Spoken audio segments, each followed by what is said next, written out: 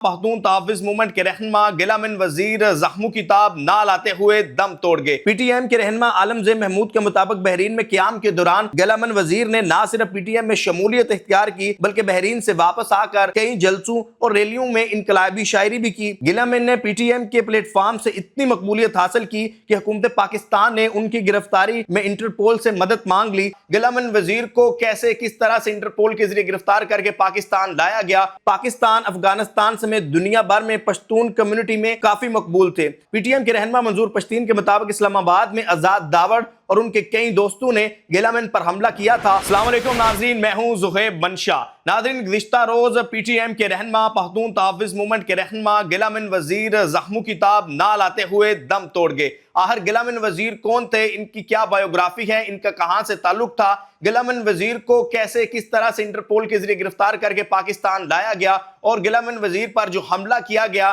وہ اس کا مقدمہ کس کے اوپر درج کیا گیا اور کیا حملہ آوروں کو گرفتار کیا گیا یا نہیں۔ آج کی خصوصی ویڈیو میں ہم آپ کو غلامن وزیر کے بارے میں بتائیں گے، ان کا کہاں سے تعلق تھا اور پی ٹی ایم یعنی پختون تحفظ موومنٹ میں ان کی کیا اہمیت تھی، کیا حیثیت تھی، اور غلامن وزیر کی ڈیتھ کے بعد وہ کافی ٹرینڈنگ میں ہیں۔ غلامن وزیر افغانستان سے ملحقہ قبائلی علاقے شمالی وزیرستان سے تعلق رکھتے تھے۔ حضرت نعیم جو غلامن وزیر کے نام سے مشہور تھے۔ پاکستان افغانستان سمیت دنیا بھر میں پشتون کمیونٹی میں کافی مقبول تھے۔ منظور پشتین اور علی وزیر کے بعد ان کا پی ٹی ایم کے رہنماؤں میں اہم شمار ہوتا تھا، یعنی منظور پشتین اور علی وزیر کے بعد اگر تیسرے نمبر پر کسی کو کہا جا سکتا ہے تو وہ غلامن وزیر تھے۔ تحصیل رزمی کے علاقے اسد ہیل کے ایک نہایت غریب خاندان سے تعلق رکھنے والے غلامن وزیر 2018 میں بحرین میں مقیم تھے جب منظور پشتین اور علی وزیر نے پی ٹی ایم کی بنیاد رکھی، یعنی جب منظور پشتین نے پختون تحفظ موومنٹ کی بنیاد رکھی تو اس وقت غلامن وزیر بحرین میں تھے، پاکستان میں نہیں تھے۔ پی ٹی ایم کے رہنما عالم زیب محمود کے مطابق بحرین میں قیام کے دوران غلامن وزیر نے نہ صرف پی ٹی ایم میں شمولیت اختیار کی بلکہ بحرین سے واپس آ کر کئی جلسوں اور ریلیوں میں انقلابی شاعری بھی کی اور نظمیں بھی سنائیں۔ انٹرپول کے ذریعے پھر کس طرح ان کی گرفتاری عمل میں لائی گئی اور آخر ان کے اوپر کون سے مقدمات تھے یا ریاست کا کیا الزام تھا۔ غلامن نے پی ٹی ایم کے پلیٹ فارم سے اتنی مقبولیت حاصل کی کہ حکومت پاکستان نے ان کی گرفتاری میں انٹرپول سے مدد مانگ لی، یعنی انٹرپول کو کہا کہ غلامن وزیر کو گرفتار کر کے پاکستان کے حوالے کیا جائے۔ ان کی گرفتاری 6 فروری 2020 کو بحرین سے انٹرپول کے ذریعے عمل میں لائی گئی اور انہیں اسی سال یعنی 8 مارچ کو پاکستان منتقل کر دیا گیا۔ ان پر الزام تھا کہ وہ اپنی شاعری اور بیانات کے ذریعے ریاست مخالف جذبات کو بھڑکاتے ہیں اور بحرین میں رہتے ہوئے پی ٹی ایم کے لیے فنڈنگ کرتے ہیں۔ پشتون تحفظ موومنٹ کے رہنما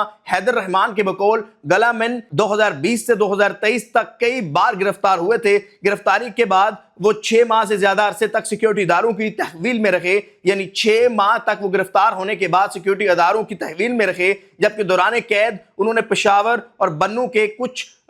وقت ملتان کی جیل میں گزارا، یعنی گرفتاری کے بعد انہیں بنوں، پشاور اور جیل میں اور ملتان کی جیلوں میں رکھا گیا۔ پی ٹی ایم کے رہنما منظور پشتین کے مطابق اسلام آباد میں آزاد داوڑ اور ان کے کئی دوستوں نے غلامن پر حملہ کیا تھا اور انہیں اتنا مارا کہ اسلام آباد کے ڈاکٹر ان کا علاج کرنے سے قاصر رہے، جبکہ ان پر پاکستان سے باہر جانے پر پابندی لگا دی گئی۔ اس قدر وہ شدید زخمی تھے کہ اسلام آباد میں ان کا علاج نہیں تھا ہو سکتا، لیکن اسلام آباد سے باہر جانے پر پابندی تھی یا لے جانے پر پابندی تھی۔ منظور پشتین نے پہلے دن غلامن وزیر کی صحت کے بارے میں ایک ویڈیو بیان بھی جاری کیا تھا جس میں کہا تھا کہ اسلام آباد کے پمز اسپتال میں غلامن کی حالت بہت زیادہ خراب ہے۔ اس کے بعد اسلام آباد میں کیسے مقدمہ درج کیا گیا اور مقدمے میں کس کو نامزد کیا گیا، اس کی تفصیلات کچھ یوں ہیں۔ اسلام آباد کے سنگجانی تھانے میں غلامن وزیر پر حملے کا مقدمہ زمیم خان کی مدیت میں آزاد داوڑ اور ان کے ساتھیوں کے خلاف درج کیا گیا تھا۔ تھانہ سنگجانی کے ایس ایچ او اور عاشق خان نے 10 جولائی کو بتایا کہ اس مقدمے کا ملزم معلوم ہے، انہوں نے سی سی ٹی وی کی ریکارڈنگ حاصل کر لی ہے، تاہم ملزم مفرور ہے، اس کی گرفتاری کی کوششیں جاری ہیں۔ پولیس افسر نے ذرائع ابلاغ کے نمائندوں کے ساتھ بات چیت میں مزید کہا کہ وہ مبینہ ملزم اور اس کے دوستوں کے پیچھے پولیس کو شمالی وزیرستان بھیجنے کی کوشش کر رہے ہیں اور جلد ہی وہ اس کیس کے ملزمان کو گرفتار کر لیں گے، لیکن پولیس نے بتایا کہ انہیں ابھی تک وزیرستان جانے کی اجازت نہیں دی گئی، یعنی پولیس کو وزیرستان جانے کی اجازت نہیں تھی، جبکہ ان کا کہنا تھا کہ کہ ہمارے پاس حملہ آوروں کی سی سی ٹی وی ویڈیوز موجود ہیں، ہمارے پاس شواہد موجود ہیں۔ اگر مقدمات اور سیاسی پس منظر کو دیکھا جائے تو گلامن وزیر کے خلاف مقدمات کا اندراج دیگر ساتھیوں سمیت 2019 میں ہوا تھا، تاہم ان کی گرفتاری کے لیے 27 جنوری کو انٹرپول سے رابطہ کیا گیا اور اسی بنیاد پر 6 فروری 2020 میں انہیں بحرین سے گرفتار کر لیا گیا۔ انہیں 8 مارچ 2020 کو بحرین سے پاکستان منتقل کر کے سیکورٹی اداروں کے حوالے کر دیا گیا اور لگ بھگ 2 سال تک جیل میں رہے۔ ان کی رہائی عدالتی احکامات کے تحت عمل میں لائی گئی۔ پی ٹی ایم رہنماؤں کے مطابق گلامن وزیر کی میت شمالی وزیرستان پہنچائی جائے گی اور راستے میں مختلف مقامات پر موجود لوگوں کو ان کی میت کا دیدار کروایا جائے گا۔ یہ تھی گلامن وزیر کے حوالے سے ایک خصوصی ویڈیو۔ گلامن وزیر نے کب کیسے پی ٹی ایم جوائن کی، کس طرح بحرین سے انہیں گرفتار کر کے انٹرپول کے ذریعے پاکستان منتقل کیا گیا، کس طرح اس کے بعد پھر ان کی طبیعت ناساز ہوئی اور اسلام آباد کے اسپتال میں ان کا علاج نہیں تھا ہو سکتا، اور پھر اس کے بعد علی وزیر نے ایک ویڈیو پیغام جاری کیا جس میں ان کی صحت کے بارے میں بتایا کہ ان کی صحت کافی تشویشناک ہے، اور پھر گلامن وزیر اس دنیا سے رخصت ہو گئے اور اس کے بعد اس وقت سوشل میڈیا پر گلامن وزیر ٹرینڈنگ میں ہیں۔ Thank you.